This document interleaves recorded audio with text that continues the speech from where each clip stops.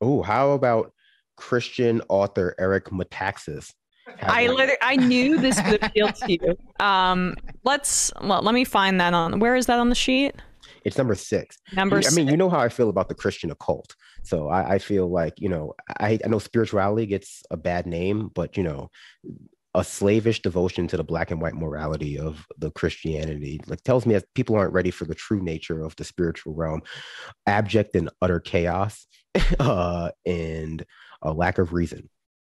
Let's do that then. So Eric Metaxas, who is an evangelical influencer, basically, right? That's his vibe. Yeah, I'd say. I mean, he's the type of guy who I basically always leave off the sound sheet because I don't think he's ever been quite significant enough to really comment on. But the name is funny, and it looks like he might have been too concerned about he taxes and not he pandemic. But anyway, sorry, I stepped on the. So yes, he's a Christian author. He's a radio host, and of course, that comes with COVID denial and vaccine denial. Now, I think we have two clips here. Yeah. One is from him from last July.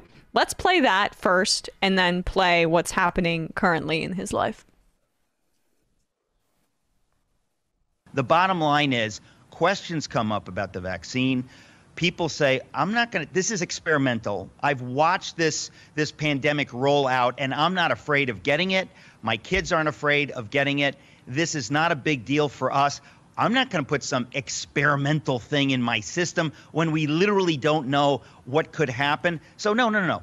I'm not going to do this. So then you have people saying, oh, no, you must do it. The government says you must do it. And I think, again, Americans need to understand, if the government or everybody is telling you you have to do something, we don't have dissent, no dissent, you need to understand that's not the American way, folks. And if only to be a rebel, you need to say, I'm not going to do that.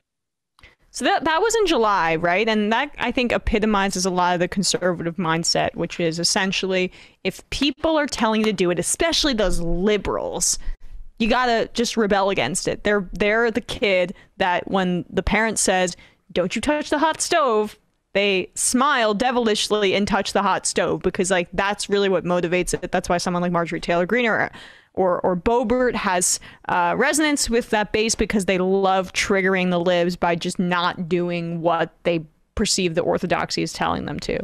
But now, with that in mind, that was from July. Here's Eric Metaxas now. He has been missing from his radio show for 2 weeks. And it appears that there was an outbreak of COVID in his family, including the infection of his 94-year-old father, who ended up having to go to the hospital.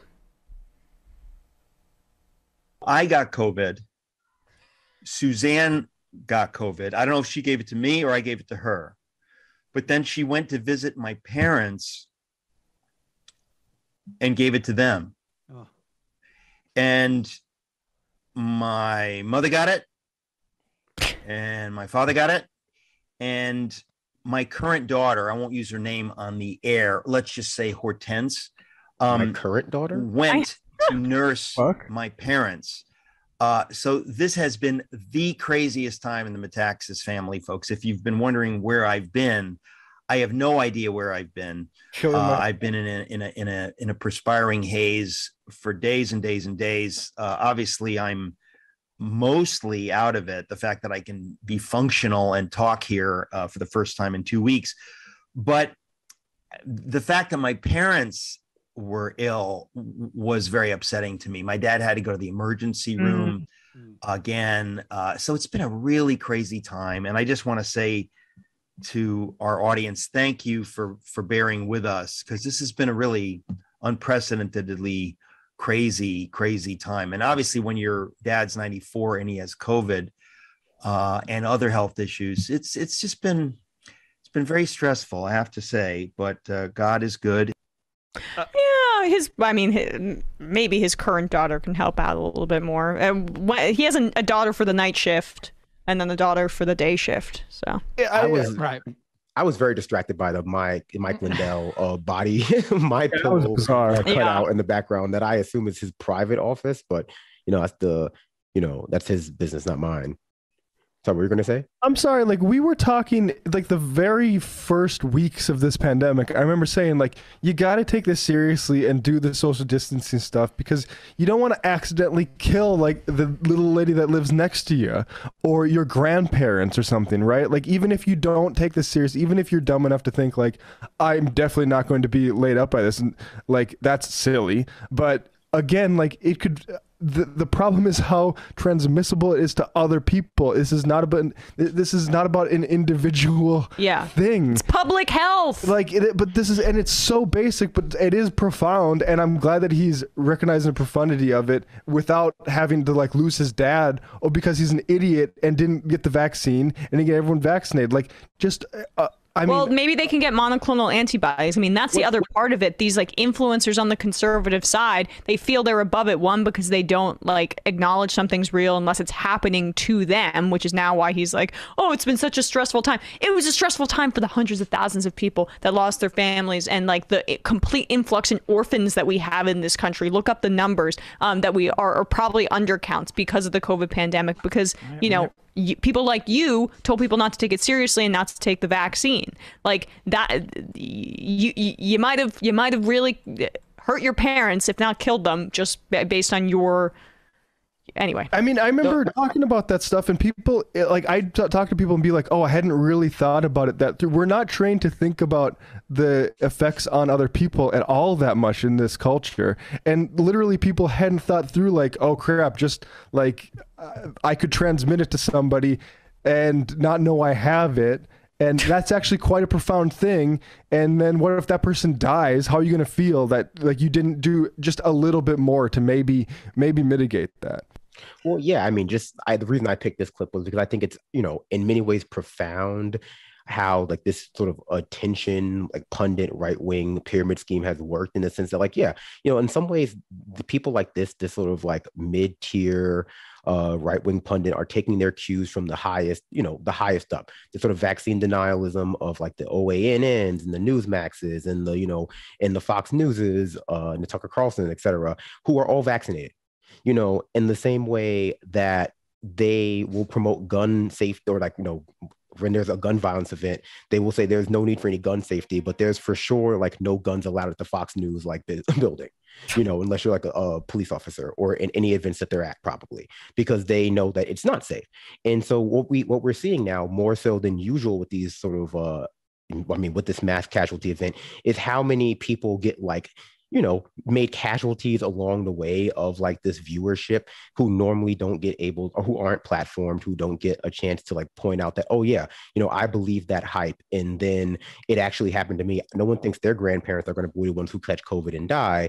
And now I realize that it wasn't safe. And, you know, oftentimes we don't get to hear these kinds of stories because it's, you know, it becomes ironic. You know, people say you should have sympathy for them. They argue about whether it's funny or not. Like funny or not, it's just my largest conspiracy is that like we're like Americans are taught to be like, I'm willing to die to go to Applebee's. And then when they actually die because they got sick at Applebee's, it's like everyone just laughs because like, yeah, it is kind of funny to be willing to die for something as stupid as getting your hair cut because of like a very abstract concept of freedom. And, you know, the right wingers like Tucker Carlson, who told you not to get like vaccinated or who hinted that it was dangerous, they're not going to platform you once you've gotten sick and died or your friend once you got sick and died. They're going to just like shuttle you off into those like that sort of like 100,000 or 800,000 or 1 million people who've died just because they weren't virile enough or because they, you know, or rather even more so now with the proliferation of conspiracy theories, like you didn't even exist. You know, a lot of people are like following in these footsteps of like right-wing content creators that are just going to deny that they ever basically existed once they've died of COVID-19. And that's just, you know, it's a little sad that we have let things go this far, but I don't know if there's a way to extricate them from that situation without them coming into full contact with the COVID virus at this point, because they've just been allowed to exist in this silo. Yeah. Sorry for ranting there for a little bit. No, spot on. No, spot on. You're allowed to rant when you got great points like that. I was just thinking about my favorite, people probably aren't too familiar with this guy, but my favorite Eric Metaxas moment. And that was earlier this year when he was speaking to Mike Lindell, when Mike Lindell was promoting that he was going to have his own free speech social network, which never launched. Do you guys remember this? That he was talking about how frank speech was going to be this free speech social network. So we went on Eric Metaxas' show, and he tells him that his free speech social network is not going to allow cursing. There'll be no pornography allowed. You know, all the things you'd usually expect from a free speech platform, all these things that are banned. And Eric Metaxas, hearing all this stuff, replies to him, "That sounds so puritanical. I love it." It was just too fun. It was just too fun. No, that I think Binder, that element, you see that in Crowder too. Like they have to hide that they're just Puritan freaks underneath, and they have to act like normal people, but they're really like not comfortable with society. Well, I mean, the weirdest thing is that their teenage and early to mid-20s fan base of disgruntled white males would hate these guys if they knew that shit, because they're all about the edgelordness of the internet and like 4chan and all this crap. Yet they go to these guys to own the libs without realizing that these guys hate everything that you claim to be about. Like, but that's the flip side of like them not feeling comfortable in society, right? Like they can have this cathartic release of calling or saying the N-word or racial slurs or misogynistic incel garbage online, anti-women jokes, and then at the same time they can publicly have this face of purity, which allows them to, like, you know, feel superior and have some sort of agency in the world. I don't know. I mean, that's kind of what evangelical Puritan. That's what I mean. We're not breaking any new ground here in that area, because like part of this was just like some of the atheist critiques you saw in 2007 or whatever. But that is religion. Well, I mean, I think that I think that, you know, they're right in the sense that they are incredibly puritanical. But I think, you know, in America, we teach the Puritans as people who came to this country to escape religious oppression. And, you know, we don't really teach that, like, their definition of religious oppression is that, like, you know, they're no longer allowed to oppress other people because of their religion. You know, they're not allowed to, like, ban Christmas or, like, demand people not, like, pray in certain ways. And we've kept up that tradition, I think, of, like, the status quo, people defending the power, being allowed to define oppression of their people as, like, literally not being allowed to oppress others. Like, you know, you're no longer allowed to, you know, sexually harass women. And so they go, well, that's just taking my freedom away. And, you know, we allow them to abstract what that freedom is, to just be like, oh, a choice, or like, you know, the way things used to be, when it's really just like, well, you wanted to be able to, like, be the only person viable for a promotion at your office as, like, a straight white male in the country. And that's, like, you know, that's not being oppressed. That's just having, you know, standard shift over time.